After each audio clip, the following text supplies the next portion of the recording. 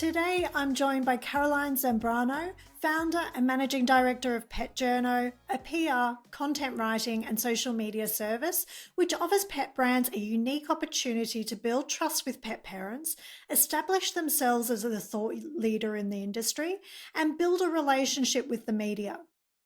Caroline is a lifelong pet parent whose 20 years combined experience in journalism and public relations and deep knowledge of the Australian pet industry makes her a valuable and unique storyteller in the pet care marketplace. Today, we talk about the key steps you can take to ready your brand to prepare for media exposure, how to nurture relationships with those offering PR opportunities, and how to identify when a business owner is ready to shine a light on their offering.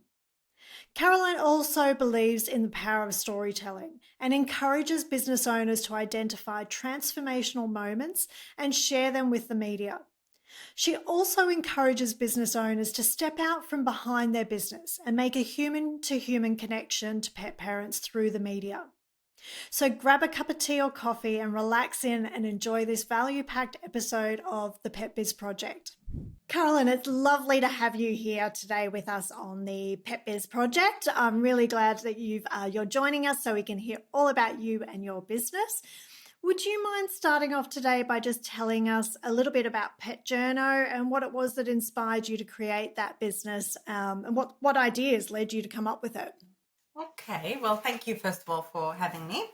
I've always loved animals growing up, grew around, I had a horse riding and, had dogs and just loved animals very much. And in primary school, I was doing little picture books and writing little stories. Black Beauty was my favorite, 101 Dalmatians. I read the book many, many times. So, I just loved animals, and I thought, oh, I want to be a vet because every child who loves animals wants to be a vet. And in high school, as I started writing more and started winning awards, and I realized that my teacher said, look, you've got some talent there, let's see. But again, it's just but I want to be a vet, but so it got really a bit confusing going. And I actually got accepted in university to a pre-vet school in uni and another school for journalism. And yeah, it was a pretty big moment going, which way? And then I thought, well, I can write about animals.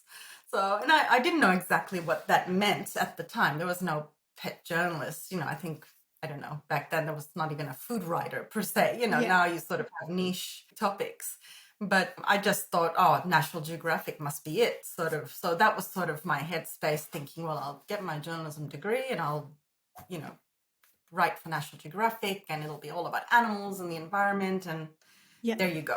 But I eventually came to Australia and got married. My husband's Australian, and I was writing for various newspapers and got a lot of experience as a news reporter and writing features, and started to write casually here as well for the local paper, and started volunteering for the RSPCA. And I thought, you know what, I need to be around animals and see what they do.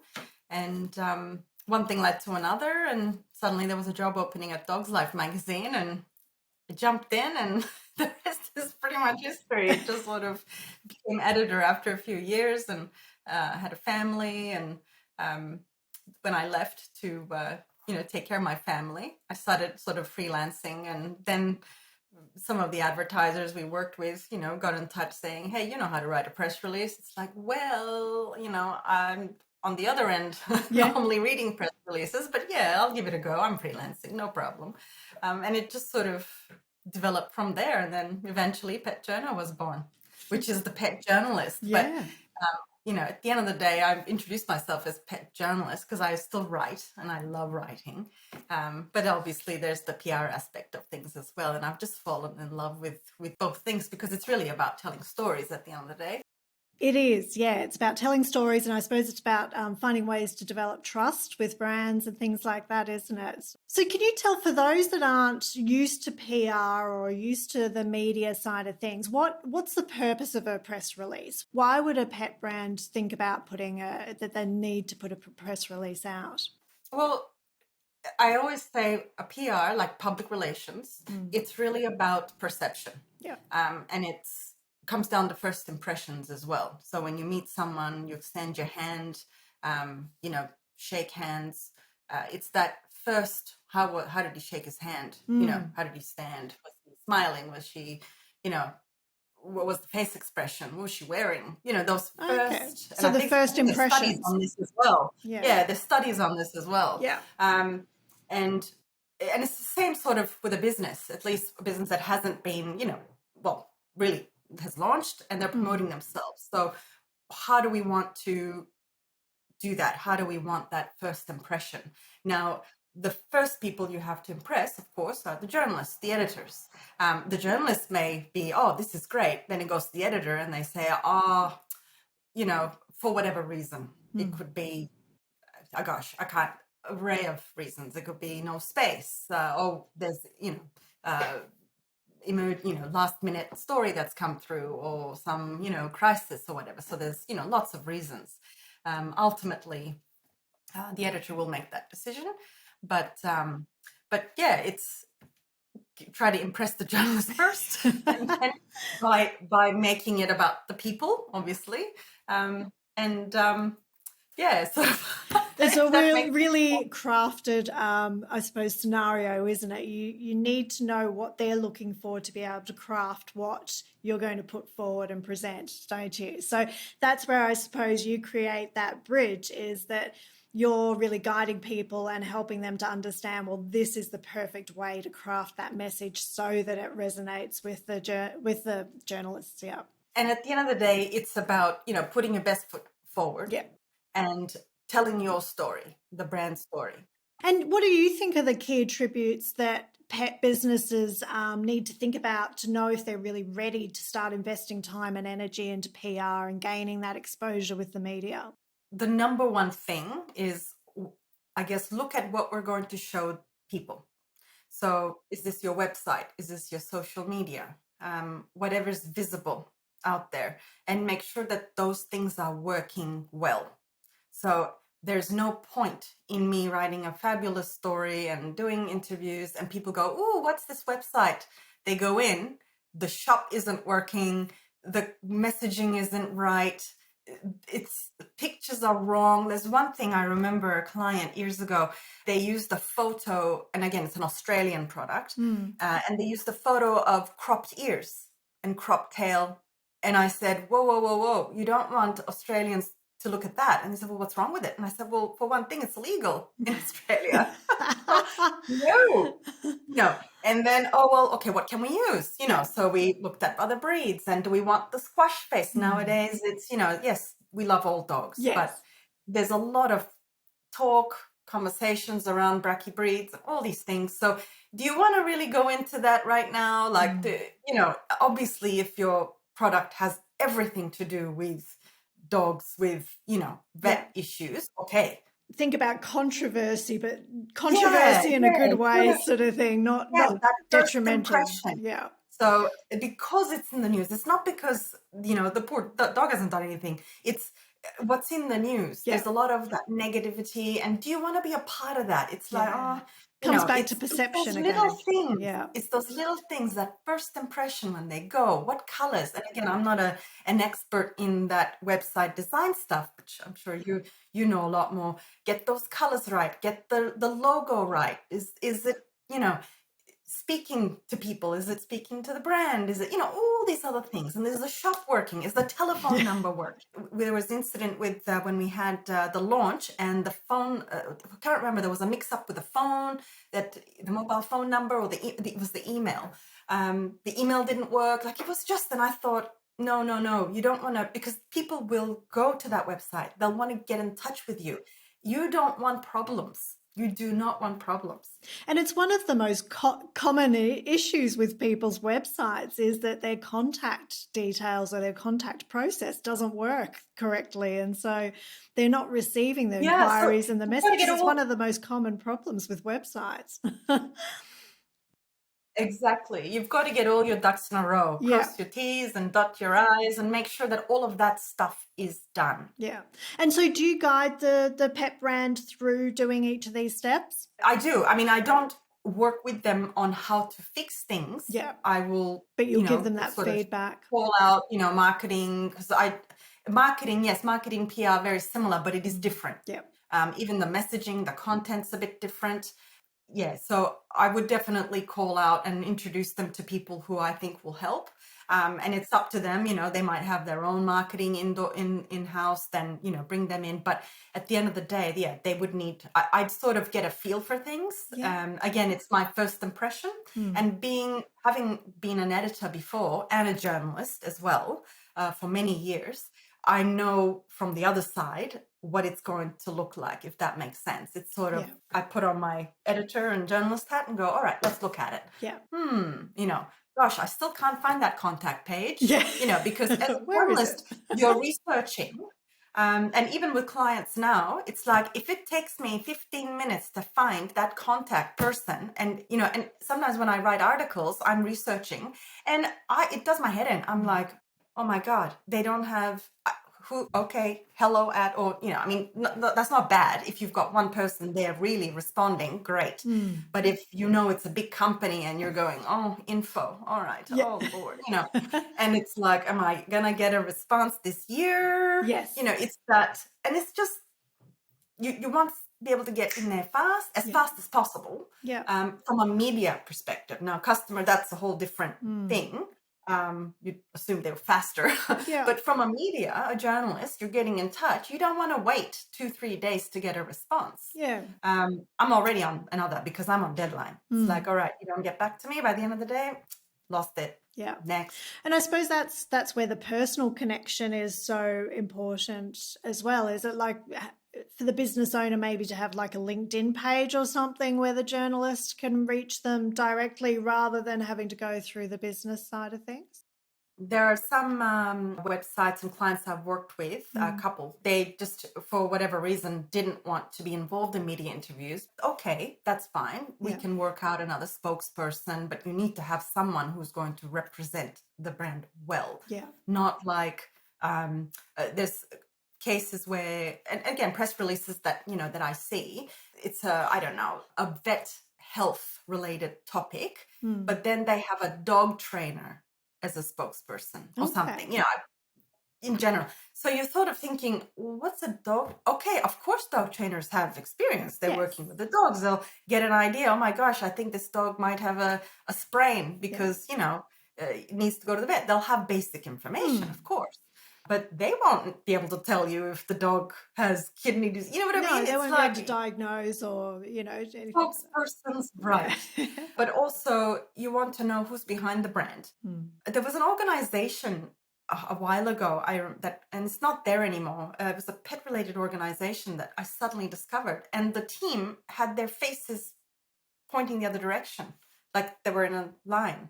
And I thought, okay, is that meant to go, what's that? I'm more curious. I shall find out. But it was actually the opposite. And I thought, okay, not sure where you're going with that. Well, it's just, you need to be able to, I mean, we learn this in marketing, that you need to be able to see the person's eyes for you to develop trust. And so many people put things on.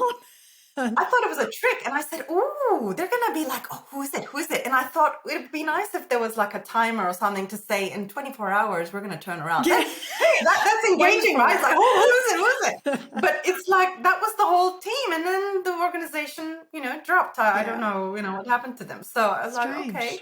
I think sometimes it's good to get creative, but then other times you can get too creative that it can be detrimental.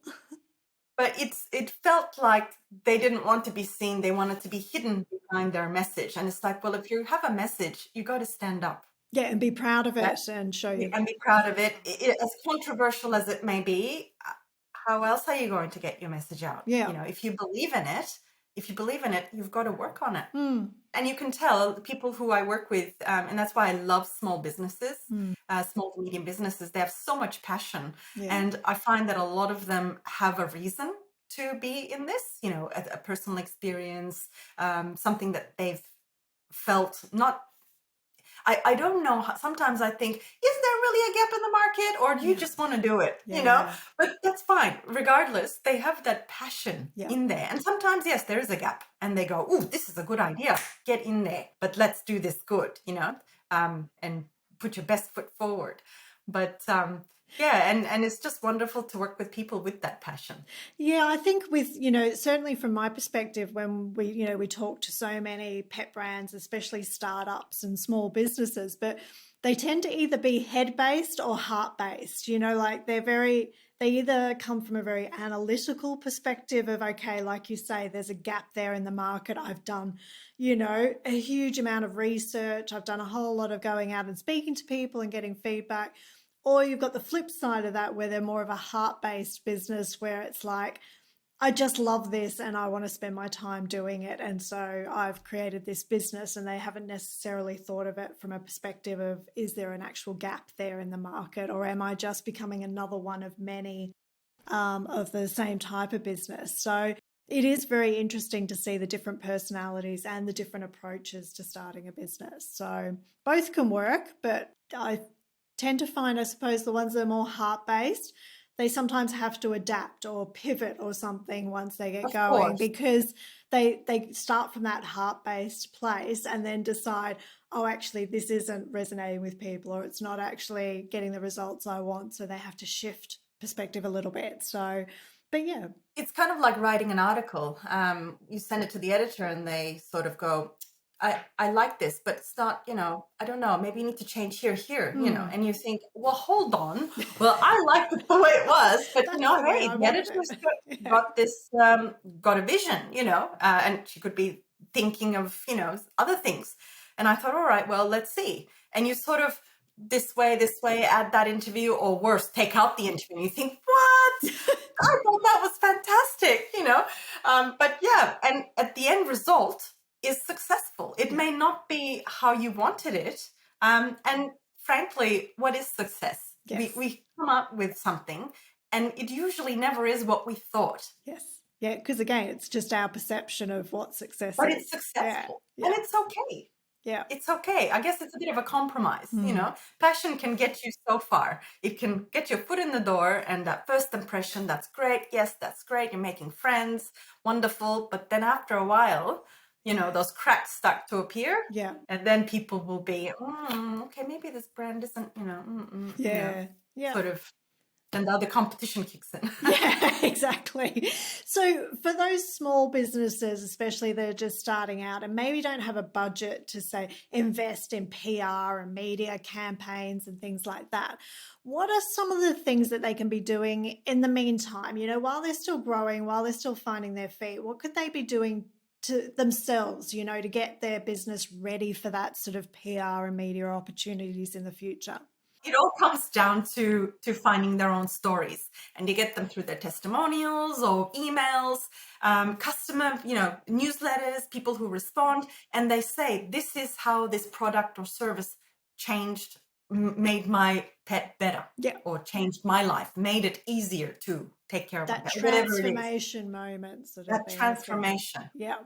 Then that's your story right there. Then you start thinking, okay, well, what is this story about? Like, how can I maybe call a journalist, a local journalist? Always start local. That's what I always say, unless if it's a huge national issue. But those local papers, they love stories like this. Go local, and then maybe radio will pick it up, and sort of make your way through. It's those ones that you want to shout from the rooftops, isn't it? When you get that feedback from your audience and you're like, somebody's, getting the results that I wanted them to get, or they're getting even better results than I ever thought could be achieved, isn't it? It's like those ones that you want to tell everyone about. Yeah. And they can try to get a story in. So it won't, the press release won't go everywhere. Yeah. So you'll just choose a journalist, and you can find them online.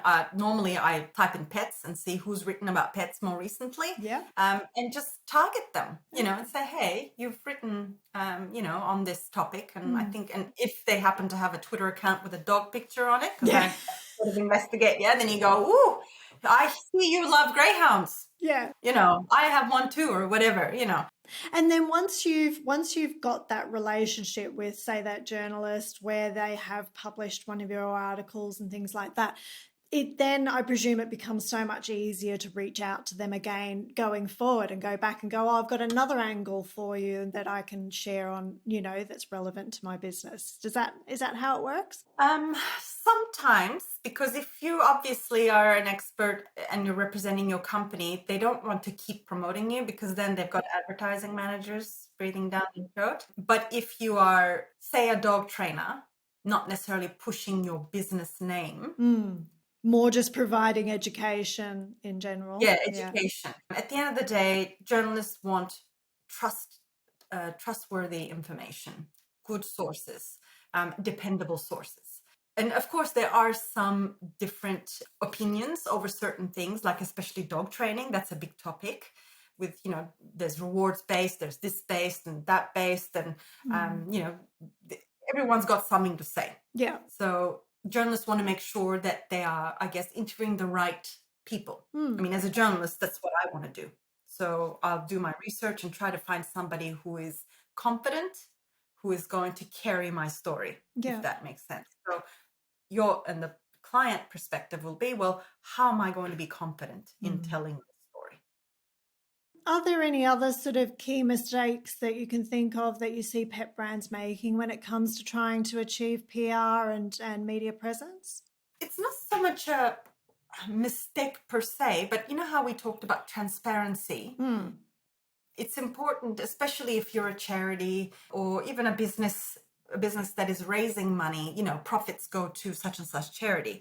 That's great. And I think consumers or, pet owners, they really do respond to that. If they're going to choose a company that just profits versus a company that might be slightly more expensive, but it's got good quality, it's got good messaging, that first impression, good values. Great. Then they give profits to charity that you care about. Wow, that's a winner. But if you say that, but then don't say anything about it after that, like, okay, so where did my money go? It's quiet.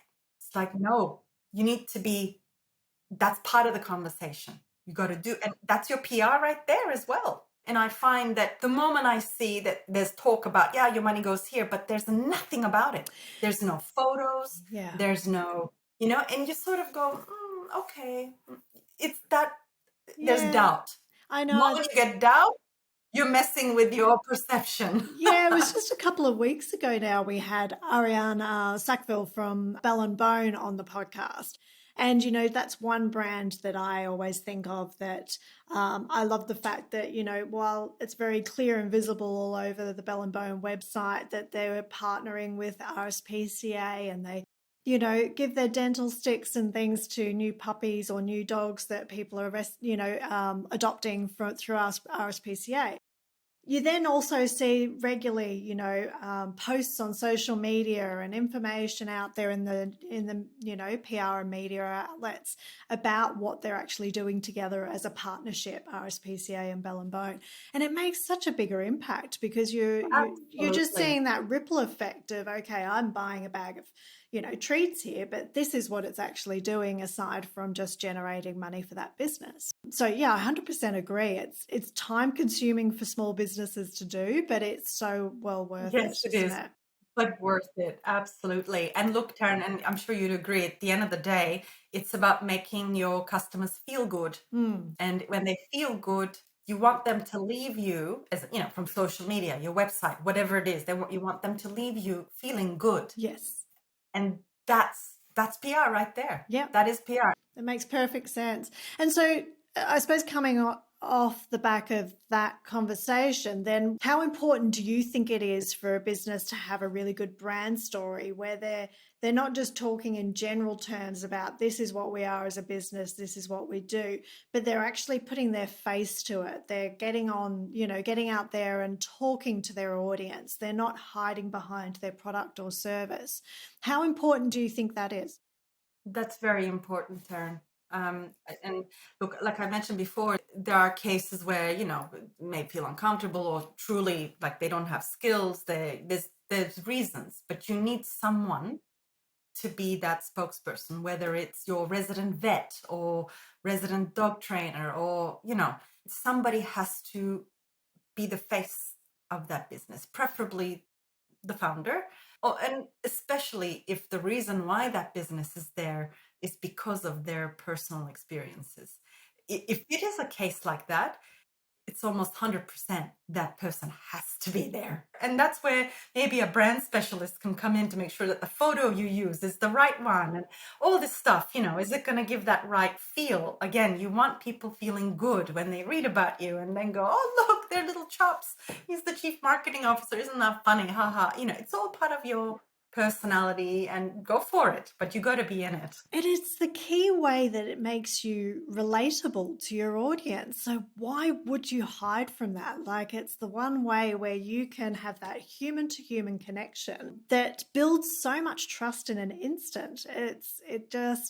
I really get baffled by, well, it's not, I understand it. I understand why it's so difficult, because I find it difficult to get on, have photos taken, to hop on video, things like that. But I sort of see it as a responsibility of a business owner that, no matter how difficult you find it, you just have to push through and find a way of doing it that works for you, because to not have it, you're sabotaging your own success ultimately, because you're not allowing your business to reach its full potential because of your own, silly fears around those things. So I get it, but it's one of those things where we feel like, you just have to find a way to make it work to help your business that way. This leads me to the next, I guess, tip would be the same way that you want to promote yourself as well. Not so much promote yourself, but to have yourself, to be transparent, but also to be out and about in the industry and introduce yourself. So if you're at events, go hand out your business card.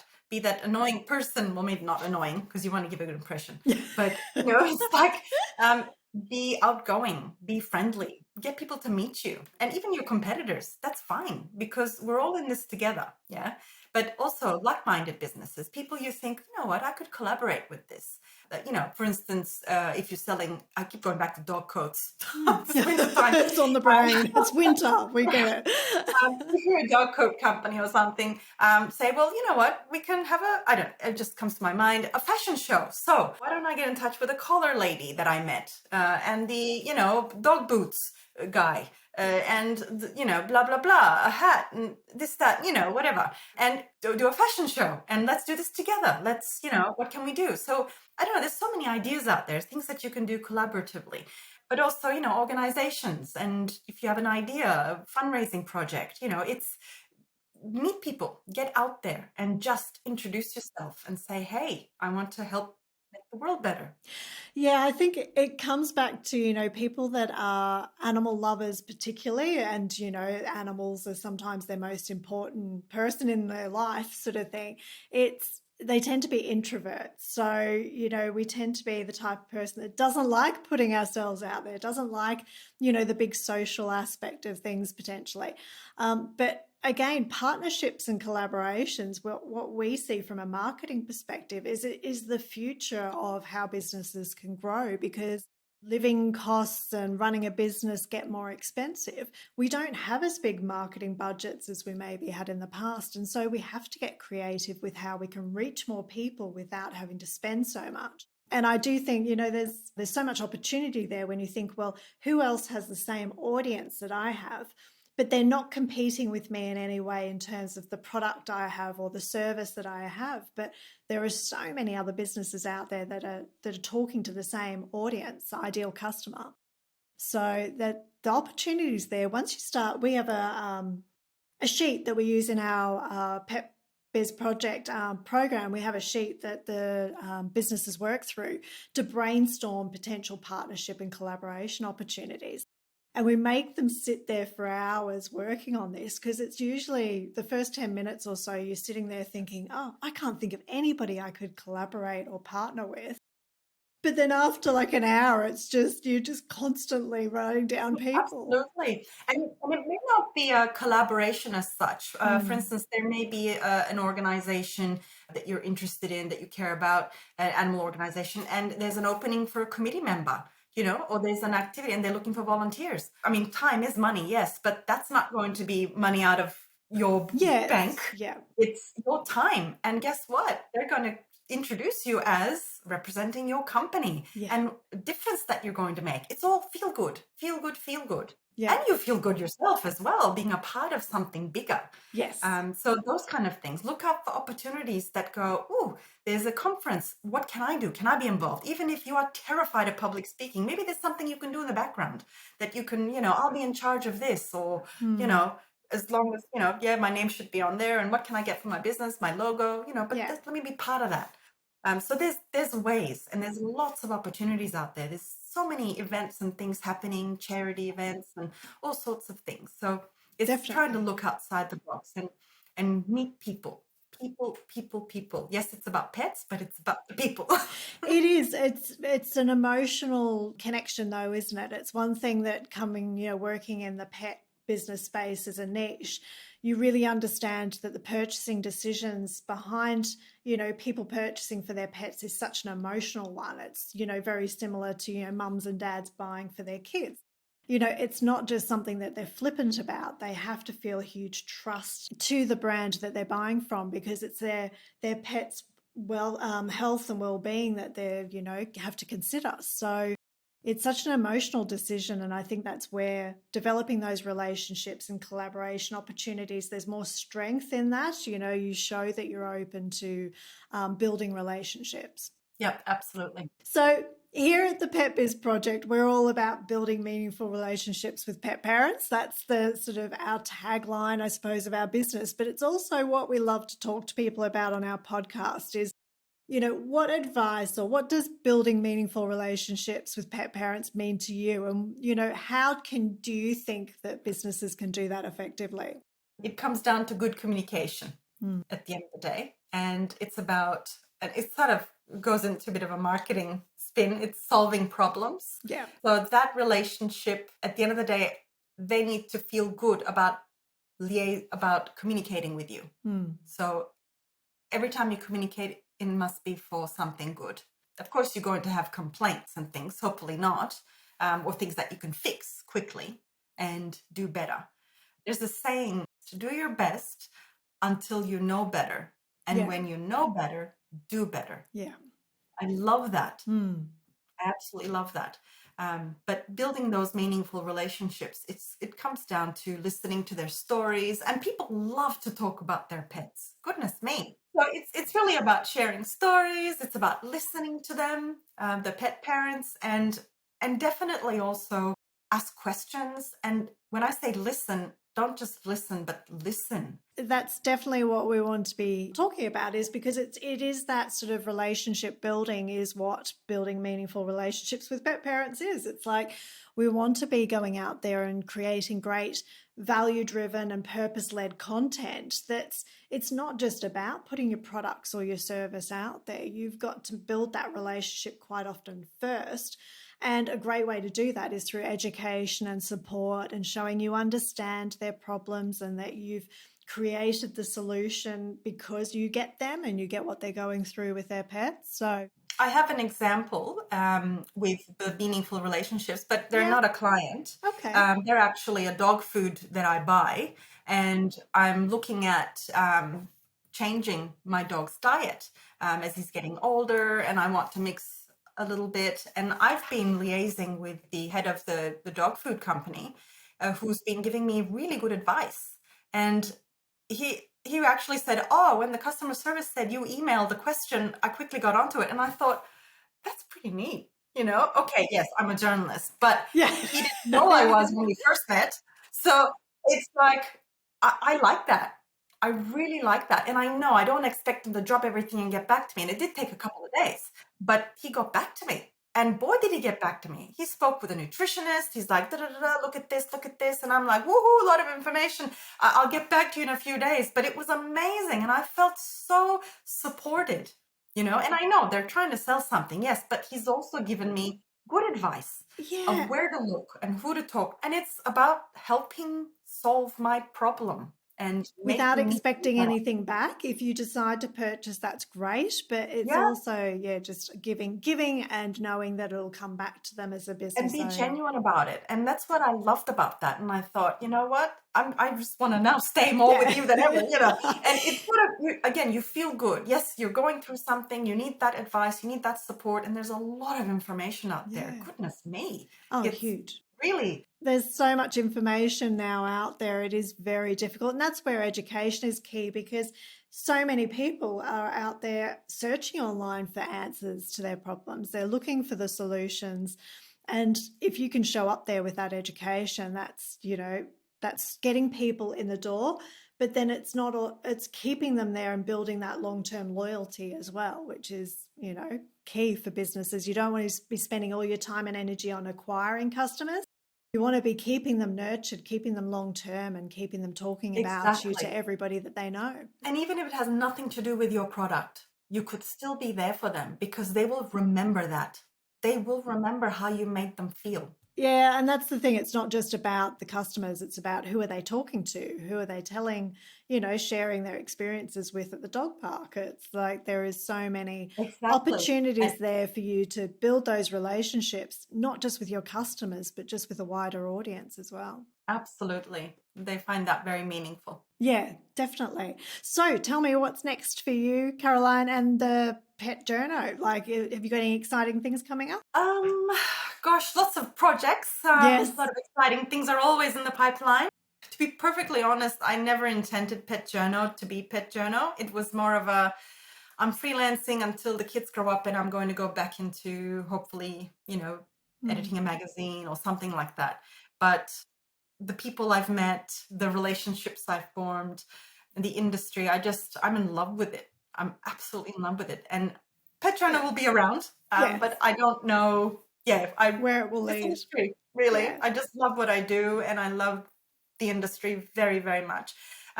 What I do love seeing is slowly, I'm seeing more people entering the industry from outside the industry, and they fall in love and they're trying to transition and they're, reaching out for insights, advice, and I love that. It's really exciting. It's really nice to see now media is really paying attention. Fantastic. Some feedback I do get is, oh, we've already done a pet story, so we'll wait a bit. And it's like, why do you have to wait?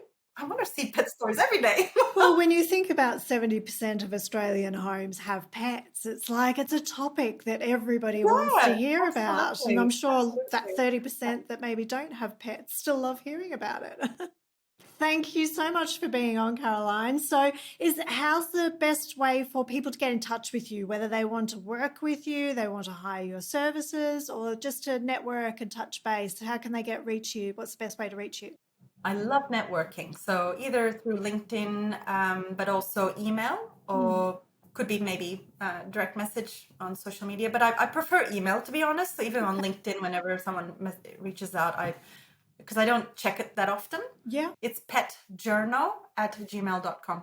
Fantastic. We'll include obviously everything in the show notes as well, so people can access you through that too. But thank you so much for being on and being so sharing with information and understanding of what pet businesses are going through and sharing all your tips. We really do appreciate you giving us your time. Thank you so much. Thanks for joining us once again, and I hope you enjoyed this episode of the Pet Biz Project. Caroline is someone that has so much experience in the pet industry and is a very deep well of knowledge for any pet business owner that needs guidance and advice in all aspects of marketing for their brand. Authenticity within your brand's messaging is high on Caroline's agenda. She can take you step by step through the sometimes tricky waters of public perception. So make sure you reach out to Caroline using the links in the show notes if you have any questions or would like to connect with her. Have a great day, and I'll see you in the next episode.